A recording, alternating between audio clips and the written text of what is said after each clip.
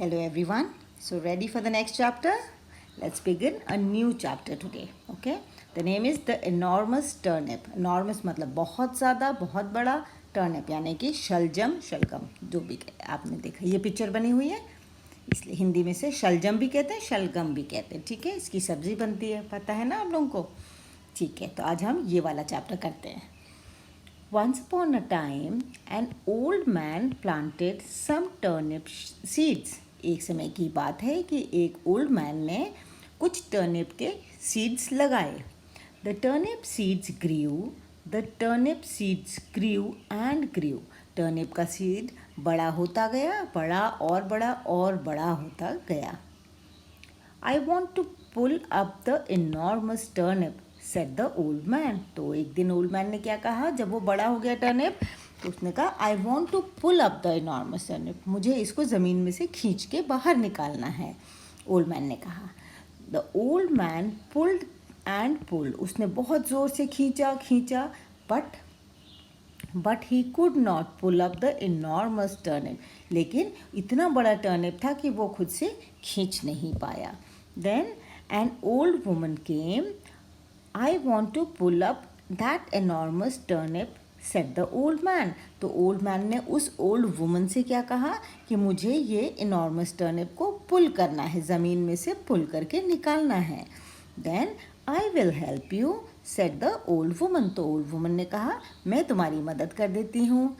The old man and the old woman pulled and pulled.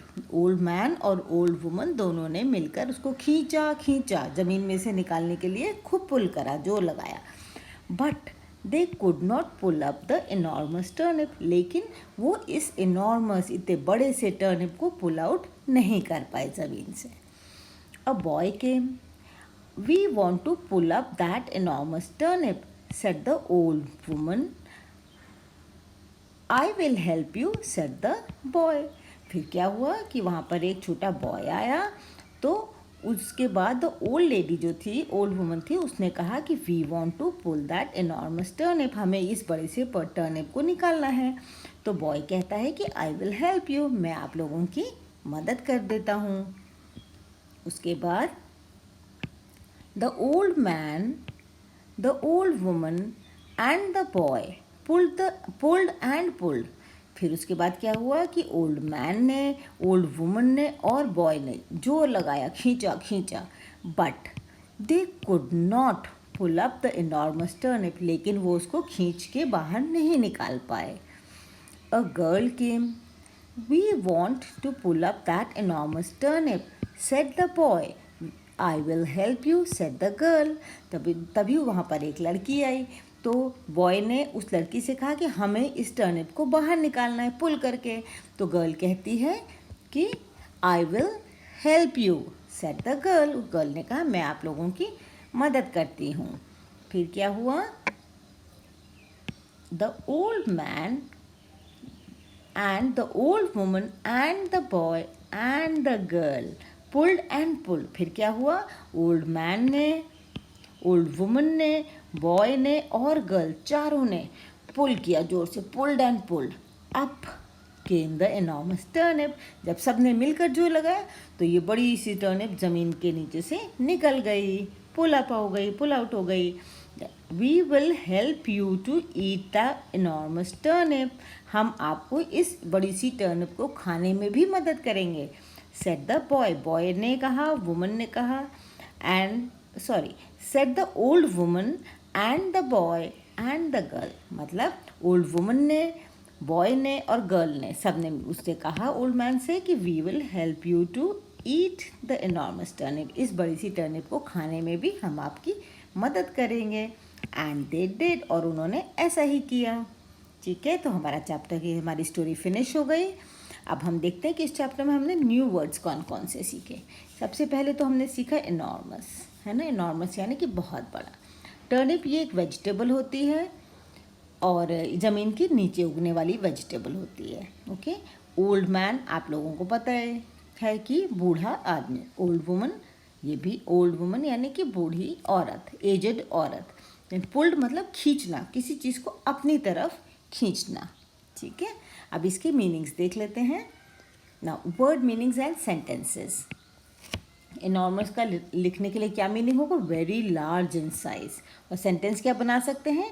I got an enormous sum of money from my father, मतलब large amount of money from my father. इनके आप sentences और भी बना के try कर सकते हैं बच्चे। Okay, then it is turnip. Turnip अभी मैंने बताया था एक वेजिटेबल होती है। It is a vegetable which grows under the ground. Okay, लिख देते हैं a vegetable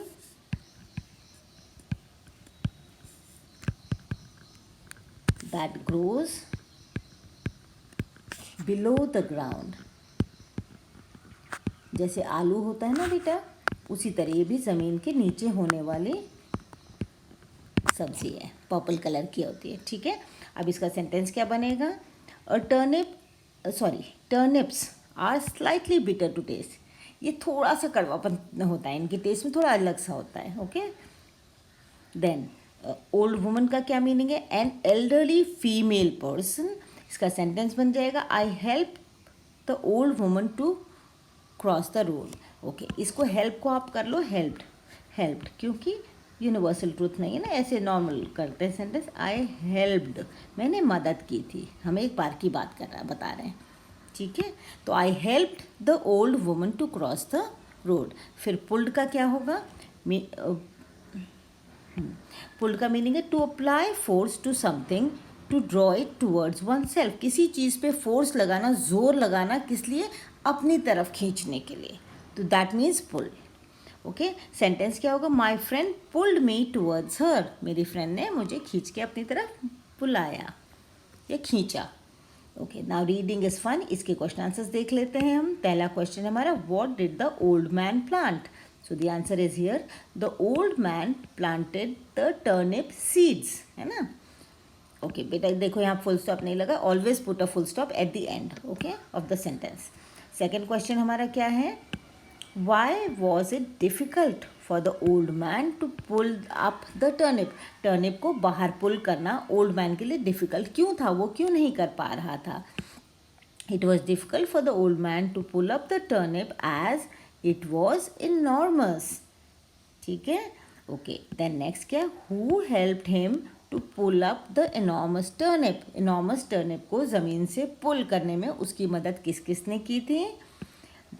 The old woman, the boy and the girl helped him to pull up the enormous turnip. ठीक है ना? Okay, last question, who ate the enormous turnip? ये भी सबने मिलके खाया था ना, तो फिर वही the old man, the old woman, the boy and the girl ate the enormous turnip. Right? Now let's see this. Name and draw 4 vegetables that have to be pulled out from the earth. मतलब ज़मीन के नीचे उगने वाली 4 vegetables के नाम बताने हैं और ड्रॉ करना है। Now name them in your own language, और उसको अपनी लैंग्वेज में भी उसका कॉमन नेम भी लिखो आप। ठीक है, सो इसमें देखो मैंने जो बनाए हैं क्या हैं? ये रहा पटेटो, जिसको हिंदी में आलू कहेंगे, है ना। पटेटो सबने देखे ना, आलू। कैरेट यानी गाजर, है ना। और बीटरूट, चुकंदर,